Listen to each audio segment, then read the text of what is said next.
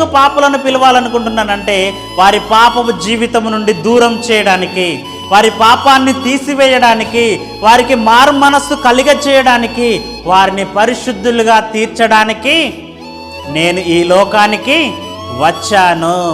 ఎంతమందికి అర్థమవుతుందండి ఈ మాట? ఈరోజు క్రిస్మస్ అనగానే చాలా సంతోషం, ఆనందం.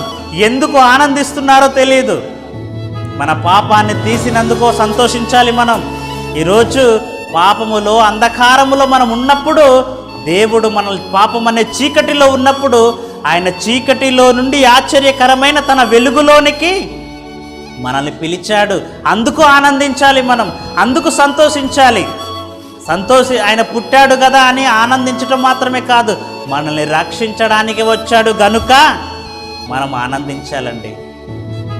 మనల్ని కాపాడేందుకు వచ్చాడు గనక మనం ఆనందించాలి. యేసుక్రీస్తు ఈ లోకంలో పుట్టి ఉండకపోతే, యేసుక్రీస్తు ఈ లోకానికి రాకపోతే మన జీవితం ఏమైపోయేది? మనం ఏమైపోయేవారము? పాపముతో ఈ లోకములో కొట్టుమిట్టాడుతూ ఈ కాలాన్ని ముగించుకున్న తర్వాత నరకానికి వెళ్ళిపోయేవారము కదా. అలాంటి ఘోరమైనటువంటి, వేదనకరమైనటువంటి నరకము నుండి మనల్ని రక్షించడానికి యేసుక్రీస్తు ఈ లోకానికి వచ్చాడు. ఆయన మాటల్లో కూడా మనం చూద్దాం, నేను పాపులను రక్షించుటకే వచ్చాను అని అంటాడు. చూడండి ఒక మాట,